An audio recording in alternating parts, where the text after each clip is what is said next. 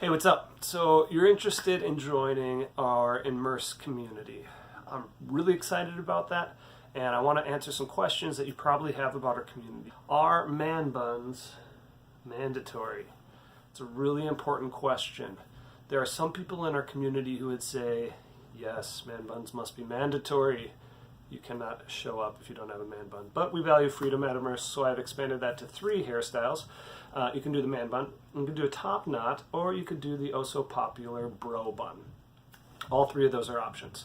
I'm totally kidding. Wear whatever hairstyle you want. So aside from highly regulated hair, what is Immerse about? We really show up. We really show up. We bring our own stories to the table. We bring our hearts. We bring our dreams.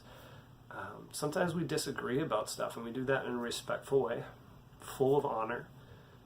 We have important conversations about topics that could vary from, man, that's pretty controversial, to, I'm really familiar with that, but I want to relook at that. Like, why have I always believed that? I'm really familiar with it, but I don't know why I've always believed it. Can we look at that? Another thing that makes Immerse unique is that we believe that everybody can hear the voice of God. So we do a lot of coaching and training about how do you hear God's voice? How do you test that against Scripture? How do you bring that into a community, right? Like, without all sorts of weirdness or power differentials and things like that. How do you bring what you think God is saying into a community?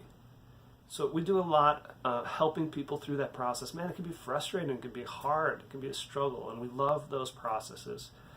We want to help you through that. One of my favorite things is to create tension inside of people. We challenge the status quo. We talk about things that a lot of people don't want to touch. You know, that's a hard thing to talk about. We want to talk about it because we know that as we stir things up and we create that tension inside of you, one, you're not going to be alone in that. We're not going to just say, oh, good luck, see you later, like, have fun with that. We're going to walk with you through that process of resolving that tension by going directly to God. What does God say about it? What does Scripture say about it? What does the rest of your community say about these things? Let's walk through this together. Let's dialogue about it. Let's discuss. I think the hardest thing, that kind of goes hand in hand about our community, is, man, we're vulnerable. I mean, I said earlier, we really show up. We allow ourselves to be seen. It's easy to talk about things that are, out there somewhere, the ideas and the theology and these different things external from us. But when we start talking about the truth, this is what's going on inside of me. This is reality here. Man, that can involve emotions. Wow, that's super uncomfortable, but man, how do we do that in community? It can involve dreams and desires.